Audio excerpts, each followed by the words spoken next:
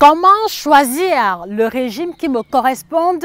Quel régime me convient-il? Josie, est-ce qu'il faut que je fasse le keto? Josie, est-ce que je dois faire le rééquilibrage alimentaire? Josie, que me conseilles-tu comme régime? S'il y a bien une question que je ressens au quotidien, il s'agit bien de celle-là. Et donc, dans cette vidéo, je voudrais vous présenter, d'accord, 3 critères incontournables qui doivent vous orienter dans le choix du régime à adopter et, d'accord, les éléments qui sous-tendent ce choix en question. C'est en exclusivité sur Nutrition TV.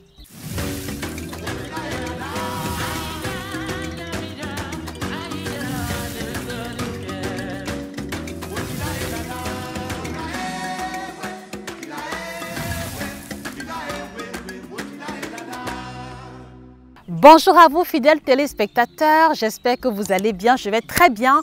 Je suis heureuse de vous retrouver à nouveau, d'accord? Merci de vous abonner si ce n'est pas encore fait. Je suis Josie Kahn, votre chirurgienne en nutrition, spécialiste de l'alimentation tropicale. Je vous prie d'accueillir, d'accord, avec les ovations qui se doivent, d'accord, ce nouvel ouvrage intitulé « Dégonfle ton ventre en 21 jours ».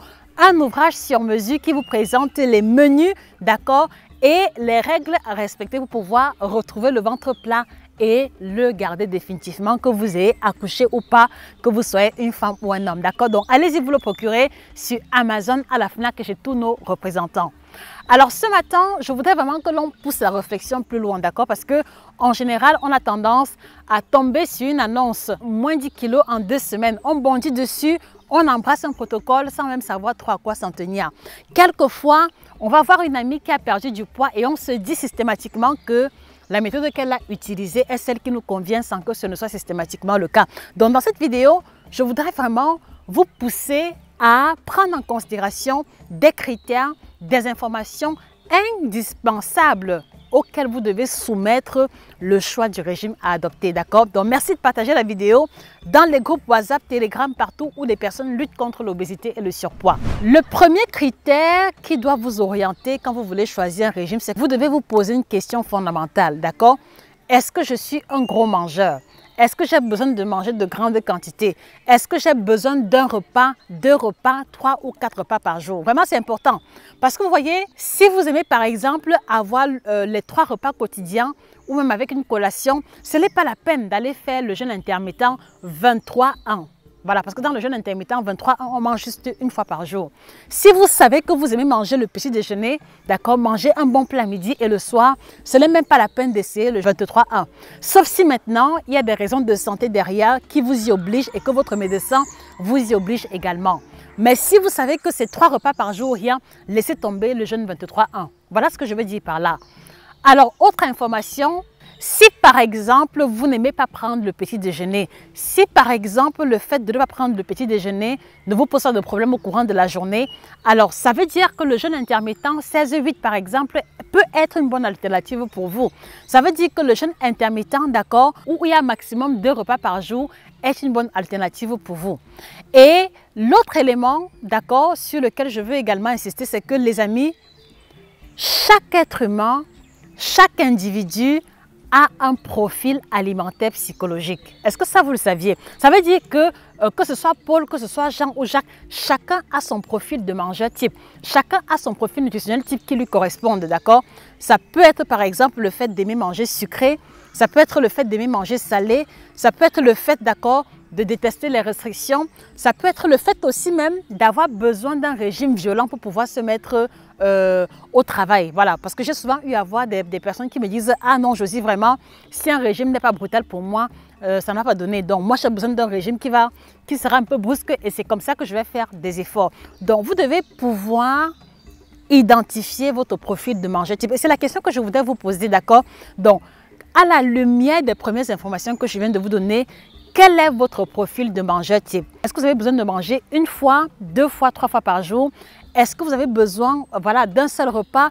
Est-ce que vous avez besoin d'une collation systématique? S'il vous plaît, laissez vos réponses en commentaire. C'est très important de pouvoir faire ce petit exercice-là. Moi, par exemple, je fais partie de ceux qui n'ont pas trop envie du petit déjeuner, sauf le week-end. Donc, à mon niveau, par exemple, 2 repas et quelquefois une collation me suffisent largement. Donc, vous devez comprendre comment votre corps fonctionne.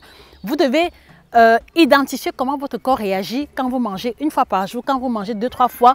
Et c'est là que vous allez identifier le schéma alimentaire qui vous pousse à vos performances maximales.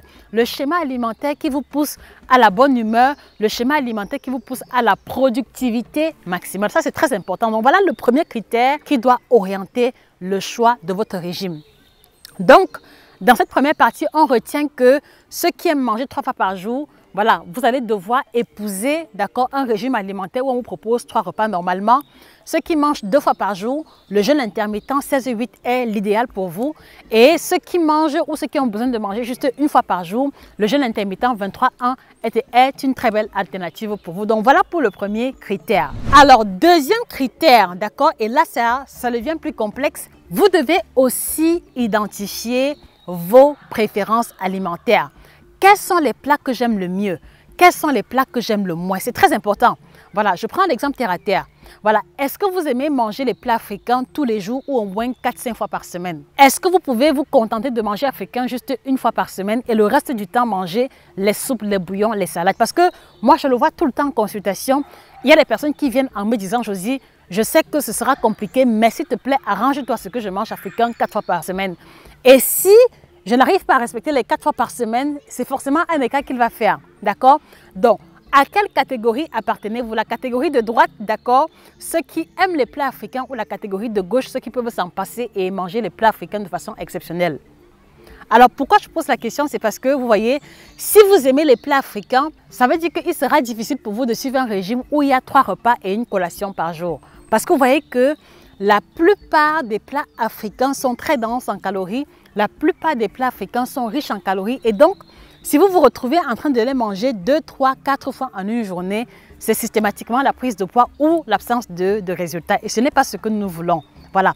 Et si en retour, vous faites partie des personnes qui peuvent manger africain 1 fois par semaine sans frustration, alors ça veut dire que vous pouvez vous autoriser un régime où il y a 3 repas au quotidien avec une collation, sachant que l'essentiel de ces plats sera essentiellement les légumes, essentiellement les bouillons, essentiellement les salades qui sont beaucoup plus faibles en calories que les plats typiques africains. Est-ce que là, vous comprenez encore la subtilité de la question du choix d'un régime? S'il vous plaît, est-ce que vous comprenez? Si vous ne comprenez pas, faites-le moi savoir en commentaire. Je pourrais éventuellement refaire une vidéo là-dessus. Mais on ne choisit pas un régime au hasard. On ne choisit pas un régime parce que telle célébrité en fait l'apologie. On ne choisit pas un régime parce que sa copine l'a fait et elle a perdu du poids. Non, on choisit un régime en prenant en considération son profil psychologique et son profil ou alors sa psychologie de mangeur typique. Voilà, donc ça c'est déjà pour la deuxième information capitale. Et la question que je voudrais vous poser les amis, voilà, dites-moi, moi je suis curieuse, sur quels critères choisissez-vous habituellement les régimes que vous voulez suivre? C'est-à-dire que, qu'est-ce qui vous pousse à vous dire que je vais tester ce régime? Est-ce que c'est le fait qu'une amie ou qu'une proche a perdu le poids en le suivant? Est-ce que c'est parce que vous prenez le temps de vous dire que ah oui, ce régime peut me convenir ou pas? Ou voilà, qu'est-ce qui motive le choix de vos régimes en général? S'il vous plaît, partagez avec moi. Je suis curieuse de savoir et je vous lirai avec beaucoup de plaisir en commentaire. Et le troisième critère, les amis, c'est que vous devez choisir votre régime alimentaire en vous renseignant, d'accord, sur la philosophie, sur l'idéologie de la personne qui propose cela. Je sais que c'est encore très philosophique, mais écoutez-moi attentivement. Alors, vous voyez, si par exemple, vous vivez en France, d'accord, et que vous avez épousé complètement la culture française avec le fromage, avec le gruyère, avec les fondus, voilà, c'est normal que vous contactiez un coach en nutrition qui vit en France parce que lui, il connaît, lui, il maîtrise les réalités de l'alimentation en France, d'accord? Maintenant, si vous êtes par exemple à Yamoussoukro, si vous êtes par exemple en Konsamba ou alors à Libreville ou alors à Pointe-Noire, d'accord, et que vous contactez un coach ou un diététicien qui vit en Europe ou en France, voilà, vous voyez qu'il y aura un énorme décalage parce que la réalité des plats qui sont mangés à Libreville, qui sont mangés à Konsamba, qui sont mangés à Abidjan n'est pas pareille que celle que le coach ou le diététicien français maîtrise. Donc, il y aura comme un fossé et vous allez vous retrouver dans le cas de figure selon lequel vous allez commencer à suivre les indications du coach, mais après le suivi, après avoir perdu le poids, il y a un risque énorme que vous repreniez les kilos perdus parce que vous êtes retourné à votre habitude alimentaire de départ. Et c'est ça justement l'une des raisons pour lesquelles beaucoup reprennent le poids après un régime. Donc, vous devez toujours, d'accord, choisir le coach en nutrition, choisir le nutritionniste ou choisir le diététicien, d'accord, dont la philosophie, dont la méthode de travail épouse ou rejoint votre façon de vous alimenter. Donc, choisissez un nutritionniste qui connaît que le prix des denrées alimentaires a augmenté sur le marché. Choisissez un nutritionniste qui connaît ce qu'on appelle le fumbois, qui connaît ce qu'on appelle atieke, qui connaît ce qu'on appelle banane malaxée. Ne prenez pas un nutritionniste à qui vous allez devoir expliquer le mode de préparation de tel repas et qu'il soit complètement perdu parce qu'il n'a aucune idée de ce que vous lui parlez ou de ce que vous lui expliquez.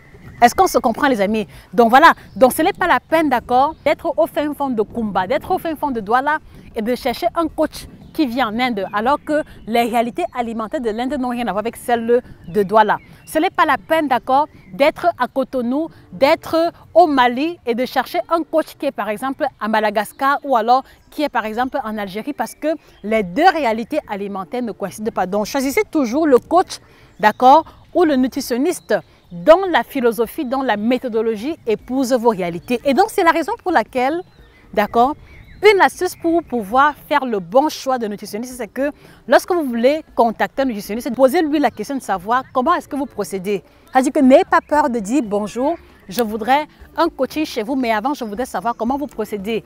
Quelle est votre méthode? Voilà. Et c'est en fonction du contenu de l'information, c'est en fonction des réponses que vous allez obtenir que vous allez décider si oui ou non vous allez vous engager ou pas. Et ceci vous évitera, d'accord, d'aller de coach en coach, d'aller de page en page sans jamais trouver un ancrage véritable qui sera le point de départ pour un changement radical d'alimentation. D'accord? Donc voilà vraiment ce que je tenais à partager avec vous, les amis. Dites-moi, voilà, quelle est votre expérience avec les coachs en nutrition, vraiment en toute objectivité. C'est-à-dire que même si vous m'avez contacté et que cela s'est mal passé, moi je suis objective. Laissez vos réponses en commentaire, c'est toujours l'occasion d'une remise en question. Quelle est votre expérience avec les coachs en nutrition que vous avez eu à contacter? Est-ce qu'on va dire que vous étiez 100% satisfait ou alors vous êtes resté un peu sur votre faim? Partageons les expériences suivantes en commentaire, c'est avec plaisir que je vous lirai. N'oubliez pas de vous procurer la collection des 8 ouvrages qui apparaissent à l'écran, d'accord? Et rejoignez-nous dans le challenge ventre plat qui commence d'ici quelques semaines. La seule condition, c'est de vous procurer votre ouvrage Dégonfle le ventre en 21 jours dans lesquels il y a les menus. Et dans le groupe, tous les jours, on va se motiver et chaque semaine, je ferai un live pour pouvoir répondre à vos différentes questions. Voilà, merci de repartager la vidéo autour de vous. Abonnez-vous et on se dit à très bientôt pour un autre contenu aussi intéressant. C'était Josika.